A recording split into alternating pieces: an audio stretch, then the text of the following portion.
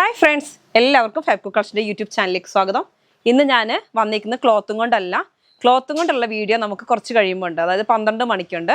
11:30 ഞാൻ എന്തുകൊണ്ടാണ് ഇത് ഇടുന്നതെന്ന് ചോദിച്ചിട്ടുണ്ടെങ്കിൽ, നമ്മൾ 12 മണിക്കത്തെ വീഡിയോ മൺഡേ എടുത്ത വീഡിയോ ആണ്. മൺഡേ എടുത്തു കഴിഞ്ഞ് നമ്മൾ ട്യൂസ്ഡേ ആണ് അറിയുന്നത് വയനാട്ടിൽ നല്ല ഉരുൾപൊട്ടൽ ഉണ്ടായി എന്നുള്ളതാണ് ഞാൻ അറിയുന്നത്. അപ്പം മോളാണ് പറയുന്നത്. മോള് കുറച്ച് നേരത്തെ എഴുന്നേറ്റ് അവൾ എന്നോട് പറഞ്ഞു, അമ്മ ഇങ്ങനെ ഒരു ഉരുൾപൊട്ടൽ ഉണ്ടായിട്ടില്ല, ഇപ്പം 4 ബോഡി കിട്ടിയിട്ടുണ്ടെന്ന് പറഞ്ഞു. അങ്ങനെ കുറച്ച് കാര്യങ്ങൾ ഇങ്ങനെ പറഞ്ഞു. അപ്പം തന്നെ ചേട്ടൻ്റെ പെങ്ങളുണ്ട് വയനാടല്ല. ചേച്ചി അത്ര ദൂരം അങ്ങോട്ട് എത്തണ്ട, എന്നാലും നമ്മളൊരു ബത്തേരി എത്തണ്ട. അപ്പം ഞങ്ങൾ ചേച്ചീനെ വിളിച്ചു. പെട്ടെന്ന് രാവിലെ 6 മണി കഴിഞ്ഞപ്പോൾ തന്നെ വിളിച്ചു. 6 മണി ആയതിന് അപ്പോൾ അവർ അറിഞ്ഞിട്ട് പോലും ഇല്ല. എന്താ കാരണം വെച്ചാൽ അവിടെ നിന്ന് കറണ്ടില്ല. അപ്പം ചേച്ചിനെ വിളിച്ചു. അവിടെ സേഫാണ്, കുഴപ്പമൊന്നുമില്ല, അവർ അറിഞ്ഞിട്ട് പോലും ഇല്ല. അപ്പം നമ്മളത് അത്ര ചെറിയൊരു വ്യാപ്തി അതിനുണ്ടെന്നുള്ളതാണ് നമ്മൾ വിചാരിച്ചത്. പക്ഷേ പിന്നീടുള്ള ന്യൂസുകൾ കേട്ടപ്പോൾ തന്നെ നമുക്ക് പോത്തുകല്ല്, അതായത് നിലമ്പൂർ ഭാഗത്ത് പോത്തുകല്ലിലൊക്കെ ബോഡികൾ കിട്ടി തുടങ്ങിയെന്ന് ആ ന്യൂസിൽ തന്നെ ഇങ്ങനെ വന്നു തുടങ്ങി. അപ്പോഴാണ് നമുക്ക് അതിൻ്റെ ഒരു ഭീകരാന്തരീക്ഷം എന്താണ് അവിടെ ഉരുൾപൊട്ടൽ അതിന് മുമ്പ് ഉണ്ടായിട്ടുണ്ടല്ലോ, അവിടെ ഇവിടെയൊക്കെ ചെറിയ ചെറിയ ഉരുൾപൊട്ടലുകളെ ഉണ്ടായിട്ടുള്ളൂ. ഇത് അത്രമാത്രം മനുഷ്യന്മാർ എത്രയോ മനുഷ്യന്മാർ നമുക്കറിയാം. നമ്മുടെ കൂടെ ജീവിക്കുന്ന സഹോദരങ്ങൾ അവർ ഇന്ന് രാത്രി ഭക്ഷണമൊക്കെ കഴിച്ച് എല്ലാവരും സന്തോഷത്തോടെ കിടന്നുറങ്ങി.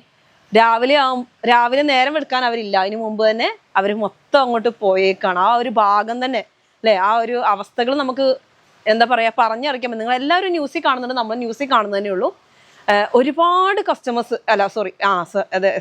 ഒരുപാട് കസ്റ്റമേഴ്സാണ് ഇന്നലെ വിളിച്ചത്. നമ്മളെ രാവിലെ തൊട്ട് വിളിക്കുന്നുണ്ട്, സോണി നിങ്ങൾ സേഫ് ആണോ.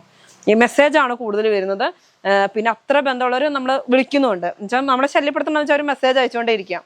ഇന്നലത്തെ ഒരു ദിവസം എന്ന് വെച്ചിട്ടുണ്ടെങ്കിൽ, ആദ്യം ഞാൻ സൺഡേയിലെ കാര്യം പറയാം. സൺഡേ എന്ന് വെച്ചാൽ നല്ല എന്താ പറയുക, ഇവിടുത്തെ ഒരു അവസ്ഥ എന്ന് വെച്ചാൽ നല്ല ഒരു വേനൽക്കാലം പോലെയായിരുന്നു നമ്മുടെ റോഡുകളും കാര്യങ്ങളൊക്കെ. അപ്പം ഞങ്ങൾക്ക് പെരിന്തൽമണ്ണ വരെ പോകേണ്ട ഒരു ആവശ്യം ഉണ്ടായിരുന്നു.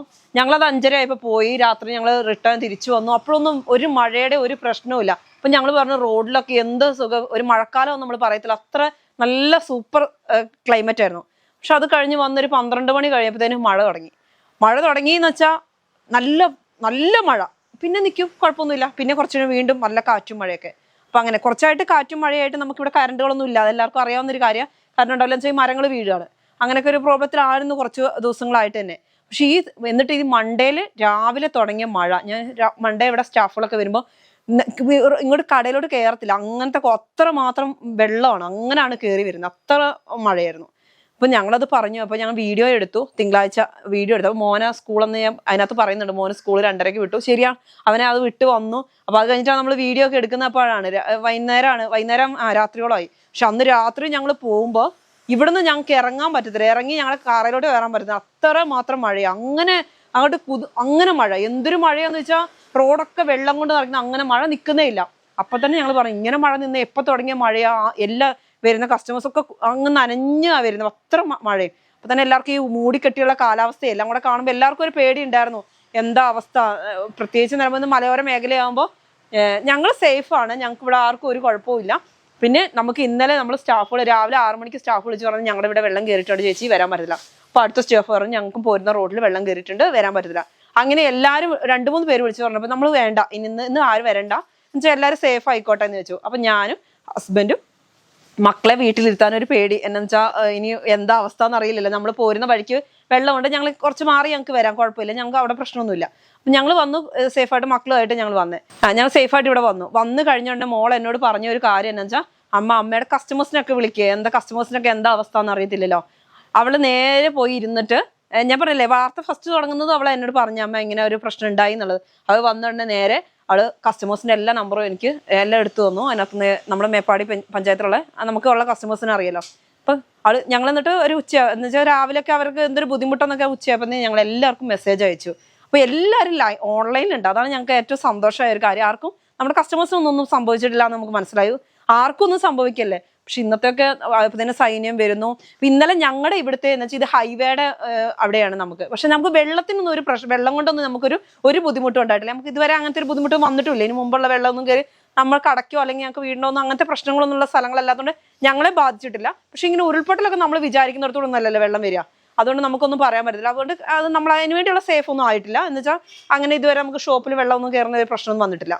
അപ്പോൾ ചാലിയാറിന്റെ തീരത്താണ്. പക്ഷെ ചാലിയാർ കുറച്ച് മാറിയ ഇത് ടൗൺ ആയതുകൊണ്ട് പിന്നെ നമുക്ക് നിലമ്പൂരിനെ സംബന്ധിച്ചോളം എല്ലാവരും നിലമ്പൂർ എന്നാണ് കേൾക്കുന്നത്. നിലമ്പൂർ ഈ വയനാട് നമ്മുടെ മണ്ഡലം വന്നേ ഉള്ളൂ.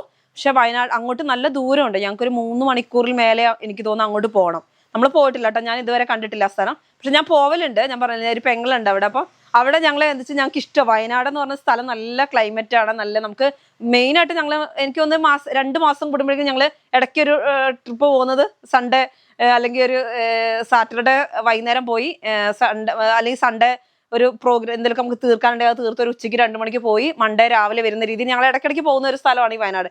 എന്നുവെച്ചാൽ വയനാട് അതേമാതിരി കൂടുതൽ ഭാഗമൊക്കെ ഞങ്ങൾക്ക് ഭയങ്കര ഇഷ്ടമുള്ള സ്ഥലം. നമുക്ക് താമസിക്കാനൊക്കെ നല്ല, അതായത് അവിടുത്തെ ക്ലൈമറ്റ് ആണ് കേട്ടോ, നല്ല ക്ലൈമറ്റ് ആണ്. പിന്നെ തേയിലത്തോട്ടങ്ങളും അങ്ങനെ ഒരു സ്ഥലമാണ്. അപ്പം നമ്മളെ പക്ഷേ ഈ മേപ്പാടി ഭാഗമൊന്നും ഞാൻ പോയിട്ടില്ല. അതുകൊണ്ട് പക്ഷെ നല്ല ദൂരമുണ്ട്. ഞങ്ങൾ ഇങ്ങനെ നോക്കുമ്പോൾ അറിയാലോ, ഗൂഗിൾ മാപ്പ് നോക്കുമ്പോൾ അറിയാം. പക്ഷെ അവിടുന്ന് നിലമ്പൂർ കൂടെ ചാലിയാറിലോട്ടാണ് ഇതിന്റെ ബോഡിയും കാര്യങ്ങളൊക്കെ വരുന്നത്. ചാലിയാറിലോട്ടാണ്, അതാണ് നിലമ്പൂർ വരുന്നത്. അല്ലാതെ നമ്മളോട്ട് നല്ല ഡിസ്റ്റൻസ് ഉണ്ട്. പക്ഷെ ഇന്നലത്തെ ഞാൻ ഒരവസ്ഥ പറയാം. ഇന്നലത്തെ ഒരു അവസ്ഥ എന്ന് വെച്ചാൽ ഷോപ്പിലൊന്നും ആരുമില്ല. എന്ന് വെച്ചാൽ എല്ലാവരും ഒരു ടൗൺ അങ്ങോട്ട് ഉറങ്ങിക്കിടക്കുക, ടൗണിൽ ആരുമില്ല, അങ്ങനത്തെ ഒരു അവസ്ഥയാണ്. പിന്നെ റോഡിൽ പോകുന്നതെന്ന് വെച്ചാൽ ആംബുലൻസ് പിന്നെ നമ്മുടെ MLA മാർ അങ്ങനെയുള്ള വണ്ടികൾ ഫുള്ള് ഇങ്ങനെ ഓണടിച്ച് എങ്ങനെ ഞാനത് പറയുന്നത് വെച്ചാൽ വൈകുന്നേരം ആയിക്കഴിഞ്ഞാൽ മുഴുവൻ മൊബൈൽ മോർച്ചറികളാണ് പോകുന്നത്. പക്ഷെ നമുക്കിതൊക്കെ ഇങ്ങനെ കാണുമ്പോൾ നമുക്ക് കഴിയില്ല. ഇങ്ങനെ ആംബുലൻസ് ചീറിപ്പായാന്ന് വെച്ചിട്ടുണ്ടെങ്കിൽ നമുക്ക് ഇവിടെ എന്തോ സംഭവിച്ച ഭാര്യ വണ്ടികൾ മുഴുവൻ പോകുന്നത്. എന്ന് വെച്ചാൽ നിലമ്പൂർ എന്ന് പറഞ്ഞാൽ ഇവിടെ അടുത്ത് തന്നെയാണ്. നമുക്ക് ഷോപ്പിൽ നിന്ന് കുറച്ചങ്ങോട്ട് പോയാൽ മതി. അപ്പം നിലമ്പൂർ ഹോസ്പിറ്റലാണ് ഇത് കൊണ്ടുവച്ചിരിക്കുന്നത്. എനിക്ക് 43 കണ്ട് ഇന്നലെ വൈകുന്നേരം പറയുന്നത് കേട്ടു. ഞാൻ വാർത്തയിൽ പിന്നെ വല്ലാണ്ട് കേട്ടില്ല. അവർ വോയിസ് വിടുന്നുണ്ട്, ഇത്ര വന്നിട്ടുണ്ട് ഇവിടെ. ആ അവസ്ഥകൾ അതിനേക്കാളും വളരെ ശോചനീയം. അപ്പം ഞാൻ വേറൊന്നും അല്ല പറയുന്നത്. അപ്പം എല്ലാവരും അവർക്ക് വേണ്ടി, അവരുടെ ആ ദുരിതത്തിൽ നിന്ന് കയറാൻ വേണ്ടിയിട്ട് അവർക്ക് വേണ്ടി പ്രാർത്ഥിക്കുക. അവരുടെ ആ ദുഃഖത്തിൽ നമുക്ക് പങ്കുചേരാം. അത്രേ നമുക്ക് ചെയ്യാൻ പറ്റുള്ളൂ. അവർക്ക് വേണ്ടി പ്രാർത്ഥിക്കുക, നമുക്ക് അവരിൽ പങ്കുചേരാം. അപ്പം നമ്മൾ വീഡിയോ ഇടുന്നത് അപ്പം നിങ്ങൾ വിചാരിക്കും നിങ്ങളെ പോലെ തന്നെ എനിക്കും അറിയുള്ളൂ, ഈ വാർത്തയെ കൂടെ അറിയുള്ളൂ. എന്ന് വെച്ചാൽ ഒരുപാട് ദൂരമുണ്ട്. റിവർ വഴി ആകുമ്പോഴാണ് അത്ര അടുത്ത് വരുന്നത്, അധികം ദൂരമില്ല എന്ന് പറയുന്നുണ്ട്. നമുക്ക് എയർ മാപ്പ് വഴി വലിയ ദൂരമില്ല. പക്ഷെ അല്ലാതെ നമ്മൾ പോകണമെങ്കിൽ ഒരുപാട് ദൂരമാണ്. ഈ വയനാട് എന്ന് പറഞ്ഞാൽ ഒരുപാട് ദൂരമുണ്ട്, നല്ല ദൂരമുണ്ട്. 3 മണിക്കൂറൊക്കെ യാത്ര എന്ന് പറയുമ്പോൾ അത്യാവശ്യം നല്ല ദൂരമുണ്ട്. അപ്പം ഞാൻ പറയില്ലേ, ഞാൻ അവിടെ വരെ പോകലുണ്ട്, ചേച്ചിയുടെ അടുത്ത് വരെ പോകലുണ്ട് ഇടയ്ക്ക്. പിന്നെ റിലേറ്റീവ്സും ഉണ്ട് അവിടെ. അപ്പോൾ അവരും ഒക്കെ എല്ലാവരും സേഫാന്ന് ഇന്നലെ തന്നെ അറിഞ്ഞു നമ്മൾ. അതുകൊണ്ട് ആർക്കും ഒരു കുഴപ്പമില്ല. പക്ഷെ ആ ഭാഗമല്ല, അത് എല്ലാവരും ബാധിക്കുകയാണ്. നമ്മുടെ ഒരു സഹോദരങ്ങളല്ലേ, എവിടെ സംഭവിച്ചാലും നമ്മളെല്ലാവരും ബാധിക്കൂലേ. പിന്നെ നമുക്ക് പറയാനുള്ളത് ഇന്ത്യൻ ആർമീനെ കുറിച്ചാണ്. ഇന്ത്യൻ ആർമി എന്ത് പ്രശ്നം ഉണ്ടായാലും അവിടെ എത്തുന്ന അത് എങ്ങനെ പറഞ്ഞ് അവരെ എങ്ങനെ നമസ്കരിക്കണം എന്ന് എനിക്കറിയത്തില്ല. എന്ത് പ്രശ്നം ഉണ്ടായാലും അവരവിടെ എത്തും അല്ലേ. ഇന്നലത്തെ ആ ഹെലികോപ്റ്റർ ഒക്കെ ഇറക്കുന്നത് നമുക്ക് കണ്ടിട്ട് നമ്മൾ വാർത്തയിൽ ലൈവിൽ കാണുന്നതല്ലേ. അതൊക്കെ കണ്ടിട്ട് അവരുടെ ജീവൻ പണയം വെച്ചിട്ടാണ് എല്ലാവരും ചെയ്യുന്നത് അല്ലേ. അതേമാതിരി റെസ്ക്യൂ ഇന്നും പോകുന്നുണ്ട്, ഫയർ ആൻഡ് റെസ്ക്യൂ ഒക്കെ ഈ റോഡിന്. അപ്പം ഒക്കെ എല്ലാവരും അങ്ങോട്ടേക്ക് എത്തുകയാണ്. അപ്പം ഞങ്ങൾ വടവറം ആണ് നമ്മുടെ വീട്. പക്ഷെ വടവറത്തിൽ അവിടെ നിന്നാണെങ്കിൽ അവിടെ നിന്ന് വരുന്ന ആംബുലൻസുകൾ മുഴുവനും ഈ മൊബൈൽ മോർച്ചറി അങ്ങനെ കാര്യങ്ങളുമായിട്ട് വരുന്നത്. ഒക്കെ ഇവിടെയുള്ള ജനങ്ങളും അവിടെയുള്ള ജനങ്ങളും ഒക്കെ അവനവന്റെ കൈയും മെയ്യും മറന്ന് ഇതിനു വേണ്ടി അങ്ങ് പ്രവർത്തിക്കുകയാണ്, എല്ലാവരും ഒന്ന് രക്ഷപ്പെടുത്താൻ. അപ്പൊ അതിൻ്റെയൊക്കെ ഒരു എന്താ പറയാ, എങ്ങനെ അത് പറയേണ്ടതെന്ന് എനിക്കറിയത്തില്ല. അതിന്റെ ഒരു ഫലം ഉണ്ടാവണം അല്ലെ, എല്ലാവരെയും രക്ഷപ്പെടുത്താനുള്ള. ഇനി അതിനകത്ത് കുടുങ്ങി കിടക്കുന്ന ജീവനുള്ളവരുണ്ടെങ്കിലും എല്ലാവരെയും ഒന്ന് രക്ഷപ്പെടുത്താനുള്ള ഒരു ഇതുണ്ടാവാൻ വേണ്ടി, ക്ലൈമറ്റ് ഒക്കെ ഒന്ന് ക്ലിയർ ആകാൻ വേണ്ടിയൊക്കെ നമുക്ക് പ്രാർത്ഥിക്കാം. അതേ നമുക്ക് ചെയ്യാൻ പറ്റുള്ളൂ. ഞാൻ ഇവിടുത്തെ അവസ്ഥ പറഞ്ഞത് ഫുള്ള് നമുക്ക് ഇവിടെ നിന്നിട്ടുണ്ടെങ്കിൽ അവിടുത്തെ ഒരു അവസ്ഥ പോലെ നമുക്ക് തോന്നും. എന്നുവെച്ചാൽ ഹെലികോപ്റ്ററുകൾ ഇന്നിപ്പോൾ പോകുന്നുണ്ട്, ഇന്നലെയൊക്കെ ഹെലികോപ്റ്റർ പോകുന്നുണ്ട്. അതേപോലെ ഇന്നിപ്പോൾ ഞാൻ പറഞ്ഞില്ലേ, രാവിലെ ഇപ്പം ഞാൻ ഈ വീഡിയോ എടുക്കുമ്പോൾ ഉണ്ട് ഹെലികോപ്റ്റർ പോകുന്നുണ്ട്. ഓരോരുത്തർ വരുന്നതും അങ്ങനെ എല്ലാം ഞാൻ പറഞ്ഞ MP മാരൊക്കെ പോകുന്നതും ഒക്കെ നമ്മുടെ ഹൈവേ ആയതുകൊണ്ട് ഭയങ്കര അങ്ങനെ ഒരു അവസ്ഥ. ടൗണൊക്കെ ഒന്ന് ഉറങ്ങിയ മാതിരിയായിരുന്നു ഇന്നലെയൊക്കെ. എല്ലാവരും ഈ ഒരു ആകെ ടെൻഷനിലാണ്.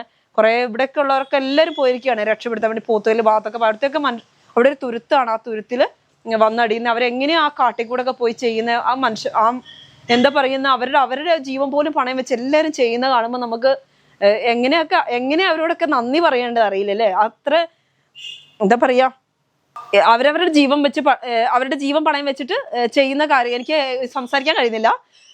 അപ്പൊ ഇത്രയൊക്കെ ഉള്ളൂ, വേറെ ഒന്നും പറയാനില്ല. അപ്പൊ ഞങ്ങൾ സേഫാണ്, എല്ലാവരും സേഫ് ആവട്ടെ, ആർക്കും ഒരു ആപത്തും വരാതിരിക്കട്ടെ പ്രാർത്ഥിച്ചുകൊണ്ട് നമുക്ക് അടുത്ത വീഡിയോ കാണുക കേട്ടോ. വീഡിയോയിൽ നമ്മൾ മണ്ടയുള്ള ക്ലോത്തുകൾ കൊണ്ടുവന്നിട്ടുണ്ട്, അത് കാണിക്കുന്നുണ്ട് കേട്ടോ. Bye bye.